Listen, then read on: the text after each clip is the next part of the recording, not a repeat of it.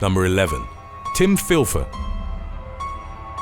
In November of 2015, demolition worker Tim PHILFER walked away virtually unscathed after a century-old smokestack collapsed on top of him.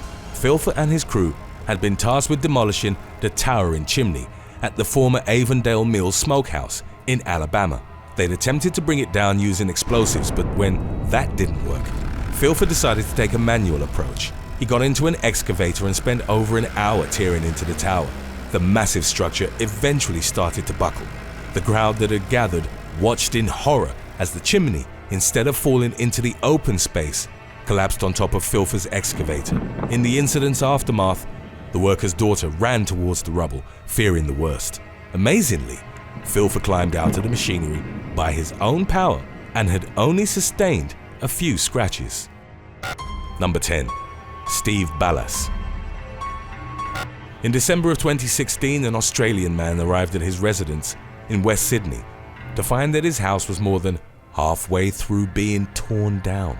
To avoid a confrontation with the workers, Steve BALLAS opted to call the police. The demolition crew told the authorities they'd been hired to bulldoze the house, an operation for which BALLAS had supposedly given permission. Yet the man had never done so and was shocked upon seeing that all which remained from the house was a single wall.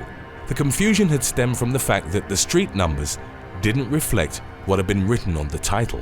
For years, BALLAS thought that he was living at number 200 Marion Street, as indicated by the letterbox, but his home was actually on 198. It was his next-door neighbor, the real number 200, who'd actually contracted the demolition company. The confusion was further exacerbated by the lack of furniture inside BALLAS's home.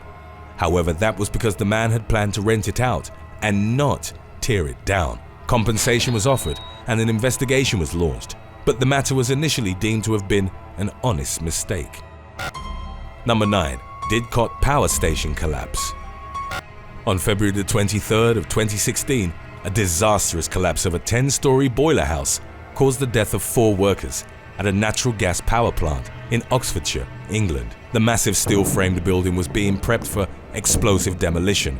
A crew had been tasked with cutting key points inside and outside in order to weaken the structure. In the months leading up to the catastrophic collapse, some of the workers expressed concerns about the instability of the site. They argued that the former boiler house was simply too heavy and that it wouldn't be safe to send men inside after weakening it.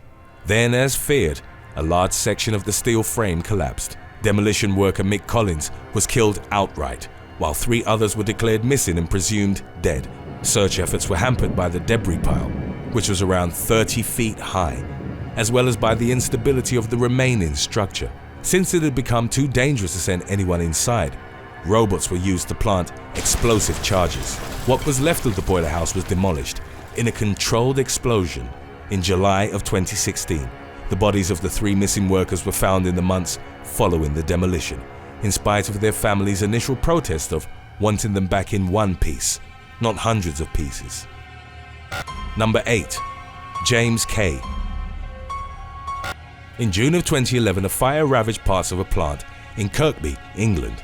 The factory, operated by engineered wood products manufacturer Sonnet Industria, had earned a reputation of being cursed amongst the locals. Just a few months prior to the fire, 2 workers had died in a gruesome accident after getting tangled in a conveyor belt. Then in August of 2011, a demolition team was contracted to tear down parts of the building that the blaze had damaged. One member of the crew, 62-year-old James K., was operating a cherry picker crane. At some point, K accidentally pushed the crane into a metal beam. It's believed that he'd leaned over the controls after being dazzled by sunlight. K's neck was crushed between the beam, which was behind him, and the control panel of the machinery, which he was facing. He died at the scene as a result of traumatic asphyxia. Number 7. Worker survives collapse. In October of 2013, a worker in downtown Dayton, Ohio, narrowly escaped being crushed to death by the building he'd been helping demolish. The man, whose name wasn't released, was part of a crew tasked with tearing down the former Dayton Daily News newspaper building. He was inside an excavator, gradually ripping off parts of the 6-story building. The structure then suddenly collapsed on top of the machinery, while the worker was still inside. Amazingly, the man survived in spite of the excavator having been struck by multiple tons of debris. According to one of his fellow workers, it escaped with his life by following the protocol which, in such a scenario, dictated he remain inside his cage. Once the dust cleared, he simply walked away from the excavator. Number 6. Demolition in Denmark. In April of 2018, a demolition operation in Vordingborg, Denmark, ended with a giant silo collapsing in the wrong direction. The obsolete concrete silo stood at roughly 173 feet, meaning it was nearly as tall as Disney World's Cinderella Castle. A demolition plan had been put together for roughly 6 months, and several onlookers had gathered at the city's harbour to watch what was meant to be a controlled explosion. It's still unclear why the operation went wrong. A large hole had been cut into the side of the concrete silo to ensure that it would fall away from the buildings nearby. The charges were detonated, and initially, the giant structure seemed to be falling according to plan. Yet as more of it crumbled, the silo switched direction. It landed on a library, partially destroying it. The blasting manager took full responsibility for the failed demolition, in which fortunately no one was hurt. Number 5. Philadelphia demolition disaster. In June of 2013, a building demolition went horribly wrong in Philadelphia, causing the death of 6 people. A 4-story building that was being dismantled on Market Street collapsed on top of an adjacent 1-story Salvation Army thrift store. The smaller building was virtually obliterated. Rescuers used buckets and their bare hands to dig through the rubble, looking for survivors until the following morning. Among the fatalities were a young art student, a woman who'd recently gotten engaged, and a mother of 9. 14 other people were injured. They included a 61-year-old woman who was trapped for 13 hours and who was rushed to the hospital in critical condition. An investigation revealed several of the disaster's contributing factors. The crane operator working on the demolition job was found with marijuana, codeine, and Percocet in his system. He was ultimately convicted of involuntary manslaughter, as was the contractor, who'd allegedly opted to remove several supporting structures early in the demolition, thus compromising stability. The same month as the incident, the building inspector who'd cleared the demolition site for operation was found dead in his truck. Presumably consumed by the guilt experienced in the tragedy's aftermath, he'd committed suicide by shooting himself in the chest. Number 4. Worker crushed by roof. In November of 2014, an unnamed worker at a State Island demolition site in New York City died following a brutal accident. The building being torn down was a former car dealership, which had been replaced by a new one built next door. At around 8:15 a.m., a portion of the building's concrete roof unexpectedly crumbled. The demolition worker was buried under an amalgam of debris. He sustained critical crushing injuries and was later pronounced dead at Richmond University Medical Center. 3 other workers were reportedly inside the building as the roof had come crashing down, but they survived. Number 3. Shannon Brasier. In August of 2020, a demolition worker in the UK was left battling for her life after accidentally being struck by a crane. 20-year-old Shannon Brasier worked for Ace Demolition at a site on South Church Boulevard, London. The young woman, described as the sole provider for her family, was hit on the head by the heavy machinery. While the details of the accident weren't released, it was reported that a 55-year-old worker was being investigated on suspicion of grievous bodily harm. Brasier was taken to the emergency room and then placed on life support at Royal London Hospital.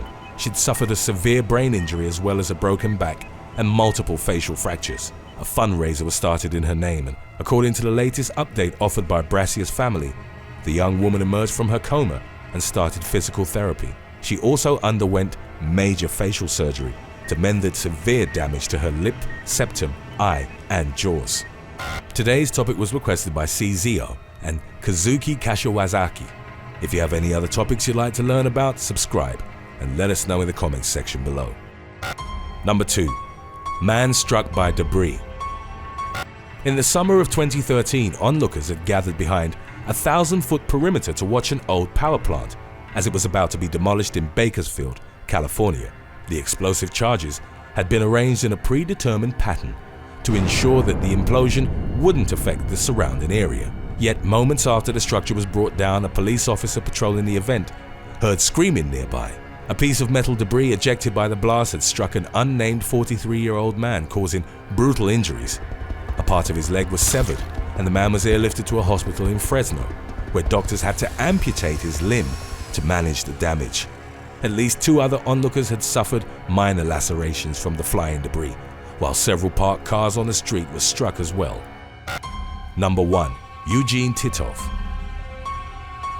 In 2013, a passerby was killed after stopping to film the demolition of an old home in western Russia's Lipetsk Oblast. 29-year-old Eugene Titov, who was working nearby, started recording but accidentally got too close to the demolition site. A digger was pulling down a wall by using chains that had been connected to the structure.